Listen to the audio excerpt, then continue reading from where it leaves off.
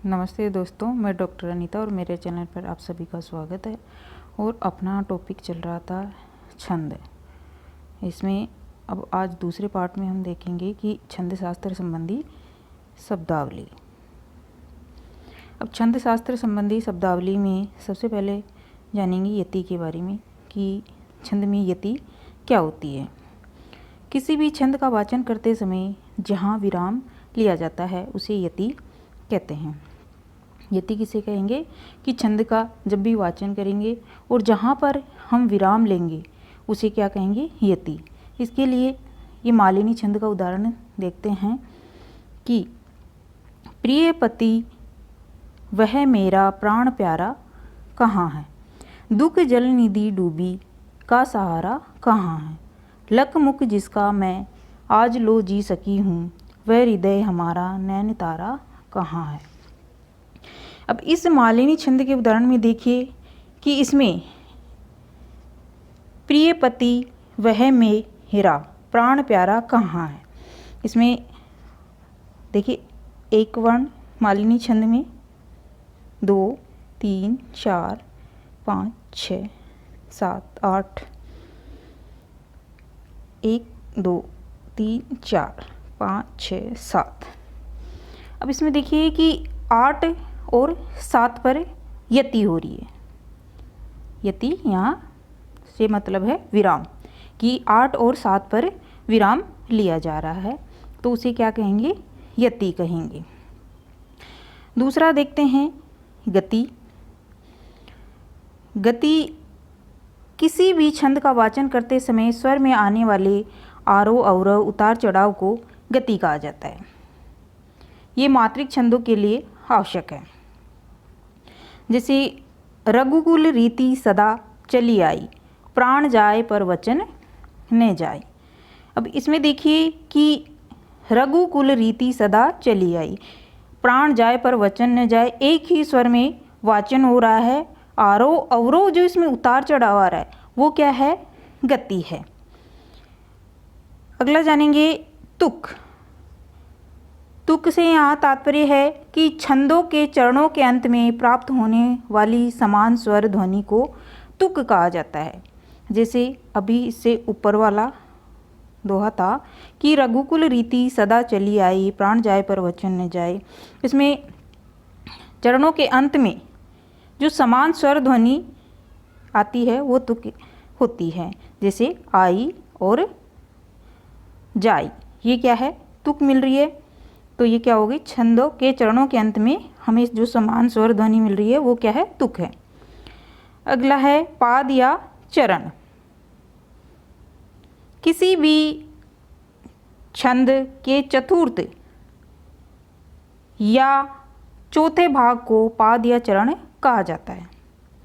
कोई भी छंद होता है और उसका जो चौथा भाग होता है, ये कहे कि एक छंद में कितने चरण होते हैं, 4 चरण होते हैं, तो वो क्या होते हैं, पाद या चरण कहा जाता है उनको। अब दल। किसी भी छंद को लिखते समय यदि एक ही पंक्ति में एक से अधिक चरण लिख दिए जाते हैं तो उस संपूर्ण पंक्ति को दल कहा जाता है। कोई भी छंद है और उस छंद को लिखते समय एक ही पंक्ति में एक से ज़्यादा चरण आते हैं तो वो पंक्ति क्या कहलाएगी, दल कहलाएगी। जैसे ऐसी वाणी बोलिए मन का आपा खोए, ओरन को शीतल करे आप हूँ शीतल होए। अब इसमें देखिए 1 चरण, 2 चरण, 3 चरण और 4 चरण। इस तरह से इस छंद में 4 चरण हो रहे हैं। इस संपूर्ण पंक्ति में 4 चरण हैं, लेकिन छंद को लिखते समय एक ही पंक्ति में या एक से अधिक चरण लिख दिए जाते हैं कि इस पंक्ति में ऐसी वाणी बोलिए मन का आपा खोए, ओरन को शीतल करे आप हूँ शीतल होए। ये संपूर्ण पंक्ति को क्या कहेंगे, दल कहेंगे। मात्रा। किसी भी वर्ण के उच्चारण में लगने वाले समय को मात्रा कहते हैं। छंद शास्त्र में मात्राएं 2 प्रकार की मानी जाती है। 2 प्रकार की मात्राएं कौन कौन सी हैं, एक मात्रा होती है लघु मात्रा, वो जिसका चिन्ह आई होता है जिसको खड़ी पाई कहते हैं। दूसरा होता है गुरु मात्रा जिसको वक्र रेखा कहते हैं और इसका चिन्ह एस आकार का होता है, यानी आई को एक मात्रा गिनेंगे और एस जो चिन्ह होगा उसको दो मात्रा गिनेंगे। तो इस तरह से मात्राएं दो प्रकार की होती है, एक लघु मात्रा और दूसरी गुरु मात्रा। अब जो मात्रा निर्धारण का नियम है उसको देखेंगे कि मात्राओं का के नियम क्या है, मात्राएं किस प्रकार गिनी जा सकती हैं। पहला देखेंगे कि मात्राएं सदैव स्वर वर्ण पर ही प्रयुक्त होती हैं, व्यंजन वर्ण पर कभी भी मात्रा का प्रयोग नहीं किया जाता है। सबसे पहले तो हमें ये ध्यान रखना है कि मात्राएं सदैव हमेशा स्वर्ण वर्ण पर ही प्रयोग होगी, व्यंजन वर्ण पर कभी भी मात्रा का प्रयोग नहीं किया जाएगा। ह्रस्व स्वर, ह्रस्व ए ई उ और री, ये क्या है, ह्रस्व स्वर है। लघु मात्रा वाले तथा आ ई उ री बड़ा ए आई ओ औ की मात्राएं सदैव गुरु होगी। ह्रस्व स्वर ए ई उ री की तो मात्राएं कैसी होगी, ह्रस्व होगी यानी लघु मात्रा होगी, और आ ई उ री ए आई ओ औ की मात्रा गुरु होगी। यदि किसी ह्रस्व स्वर के तुरंत बाद कोई आधा अक्षर, संयुक्ताक्षर, हलंत वर्ण, विसर्ग आ रहा है तो ह्रस्व लघु होने पर भी उस पर गुरु मात्रा प्रयुक्त होती है। क्या कहना चाह रहे हैं कि ह्रस्व स्वर के तुरंत बाद में कोई भी ह्रस्व स्वर है, ह्रस्व स्वर से मतलब है यहाँ ए ई उ री, इन स्वरों के बाद में कोई यदि आधा अक्षर आ जाता है या फिर संयुक्ताक्षर, संयुक्ताक्षर कौन से होते हैं, श त्र ज्ञ स्र, और या हलंत वर्ण आ जाए या विसर्ग आ जाए तो ह्रस्व या लघु होने पर भी उस वर्ण पर गुरु मात्रा प्रयुक्त होती है या उसको ह्रस्व या लघु होने पर भी गुरु गिना जाता है। जैसे आदित्य, आदित्य में देखिए आ क्या हो गया, दीर्घ है, लघु है, तो इसकी मात्रा क्या हो जाएगी, दीर्घ हो जाएगी। दी के बाद में क्या आ रहा है, तय आधा अक्षर आ रहा है, तो आधा अक्षर जब आ रहा है तो इससे पहले वाला ह्रस्व स्वर कि अगर तुरंत बाद में दी क्या है, ह्रस्व स्वर है, इसके बाद में तय आधा अक्षर आ रहा है तो ये क्या हो जाएगा, गुरु हो जाएगा, और ये लघु।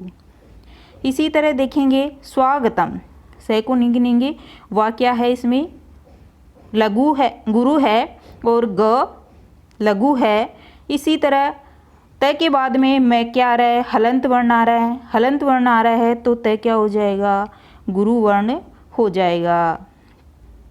इसी तरह कृष्ण में देखिए कि क्री के बाद में स जो है आधा अक्षर आ रहा है तो क्री क्या हो जाएगा, गुरु हो जाएगा, और अण लघु हो जाएगा। अब अतः, अतः में ए क्या है, लघु है, और त के बाद में क्या आ रहा है, विसर्ग आ रहा है, विसर्ग आ रहा है तो यहाँ पे त क्या हो जाएगा, गुरु हो जाएगा। तो इस तरह से ह्रस्व स्वर के तुरंत बाद कोई आधा अक्षर, संयुक्ताक्षर, हलंत वर्ण या विसर्ग आ रहा है तो ह्रस्व स्वर होने पर भी उस पर गुरु मात्रा प्रयुक्त होती है। यदि किसी स्वर के साथ अनुस्वार का प्रयोग हो तो वहाँ गुरु मात्रा प्रयुक्त होती है, परंतु ह्रस्व स्वर के साथ चंद्र बिंदु का प्रयोग हो तो वहाँ लघु मात्रा ही प्रयुक्त होती है। अब इसमें देखिए कि कोई भी स्वर है और उस स्वर के साथ अनुस्वार का प्रयोग हो रहा है तो वहाँ कैसी मात्रा होगी, गुरु मात्रा प्रयुक्त होगी। अब इसमें देखिए हंस, हंस, हंस में अनुस्वार का प्रयोग हो रहा है तो अनुस्वार का प्रयोग हो रहा है तो यहाँ मात्रा कैसी हो जाएगी, गुरु मात्रा प्रयोग हो जाएगी, और स में लघु। इसी तरह ह्रस्व स्वर के साथ अगर चंद्र बिंदु का प्रयोग हो रहा है तो मात्रा कैसी हो जाएगी, लघु हो जाएगी। अब इसमें इस हंस में देखिए ये जो हंस लिखा हुआ है इसमें चंद्र बिंदु का प्रयोग हो रहा है तो यहाँ पर मात्रा कैसी हो जाएगी, लघु हो जाएगी, और स लघु। इसी तरह चंद्र इंदु, इसी तरह इंदु, इंदु को देखिए, इंदु में अनुस्वार का प्रयोग हो रहा है तो मात्रा कैसी हो जाएगी, गुरु हो जाएगी, और दु कैसा हो जाएगा, लघु हो जाएगा। अब अनंत में देखिए अ लघु, न के ऊपर अनुस्वार का प्रयोग हो रहा है तो यहाँ गुरु, और त को देखिए लघु। तो किसी भी स्वर के साथ अनुस्वार का प्रयोग हो रहा है तो मात्रा कैसी होगी, गुरु होगी, और चंद्र बिंदु का प्रयोग हो रहा है तो मात्रा लघु होगी। दीर्घ स्वरों के साथ अनुस्वार, चंद्र बिंदु दोनों ही स्थितियों में गुरु मात्रा का प्रयोग किया जाता है, जैसे चांद, पाँव, गांधी। अब इनमें देखिए दीर्घ स्वर, दीर्घ स्वर के साथ आ क्या है, चा, चा क्या है, दीर्घ स्वर है। दीर्घ स्वर के साथ अनुस्वार या चंद्र बिंदी का प्रयोग हो रहा है, किसके साथ, दीर्घ स्वरों के साथ, तो दोनों ही स्थितियों में मात्रा कैसी हो जाएगी, गुरु हो जाएगी। जैसे चांद में किसका प्रयोग हो रहा है, चंद्र बिंदी का प्रयोग हो रहा है, तो चा के ऊपर चंद्र बिंदी लग रही है तो क्या हो जाएगा, गुरु, द लघु। इसी तरह पाँव में चंद्र बिंदी लग रही है, पा तो गुरु, पा व लघु। गांधी में अनुस्वार लग रहा है तो भी इसमें गुरु, धी बड़ा है गांधी में तो गुरु। तो दीर्घ स्वरों के साथ अनुस्वार या चंद्रबिंदु दोनों ही होने पर भी क्या होता है, गुरु मात्रा प्रयोग में ली जाती है। चरण के अंतिम वर्ण को छंद की आवश्यकता अनुसार लघु को गुरु और गुरु को लघु किया जा सकेगा। यदि किसी ह्रस्व स्वर के तुरंत बाद मह, लह, नह जैसे वर्ण प्राप्त हो तो उस स्वर को लघु मात्रिक ही माना जाएगा, या किसी दीर्घ वर्ण का उच्चारण लघु की भांति हो तो उसकी मात्रा भी लघु होगी। इसमें देखिए कि कोई भी ह्रस्व स्वर है और उस ह्रस्व स्वर के तुरंत बाद में क्या आ रहा है, मह, लह, नह ऐसे वर्ण हमें मिल रहे हैं, तो उस स्वर को क्या माना जाएगा, लघु मात्रिक ही माना जाएगा। जैसे तुम्हारा में देखिए तो तू के बाद में क्या आ रहा है, मह, तो यहाँ पे क्या माना जाएगा, तू को क्या माना जाएगा, लघु माना जाएगा। और हा गुरु, रा गुरु, तुम्हारा। इसी तरह कुमार, कुमार के बाद में मह, कु के बाद में क्या प्राप्त हो रहा है, मह प्राप्त हो रहा है, तो कु को क्या मान लिया जाएगा, लघु मात्रिक मान लिया जाएगा। तो यहाँ पे लघु, और हा गुरु, र लघु। इसी तरह कन्हैया। अब कन्हैया में देखिए, कन्हैया बोलने में भी अगर उच्चारण में भी हमें लघु की भांति प्रयुक्त हो तो भी उसकी मात्रा लघु ही होगी।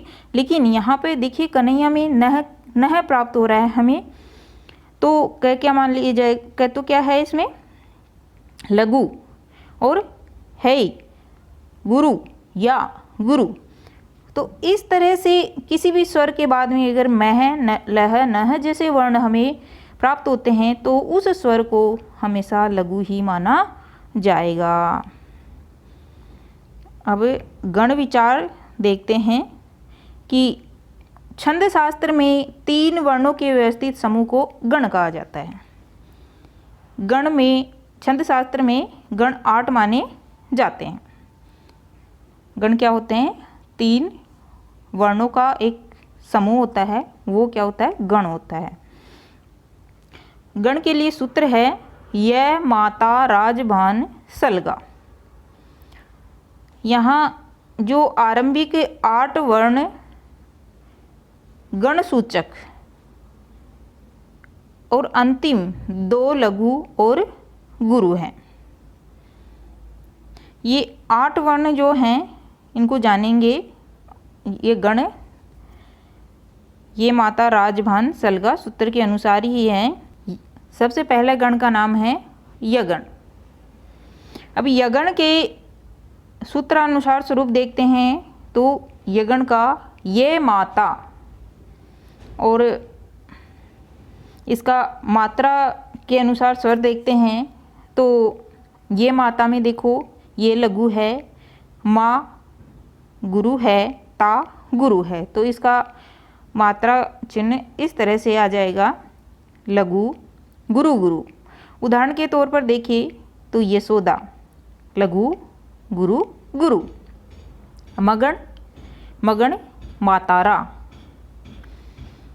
मातारा में देखिए तीनों अक्षर जो हैं गुरु गुरु गुरु है, तो इसका उदाहरण माताजी। तगण तगण में ताराज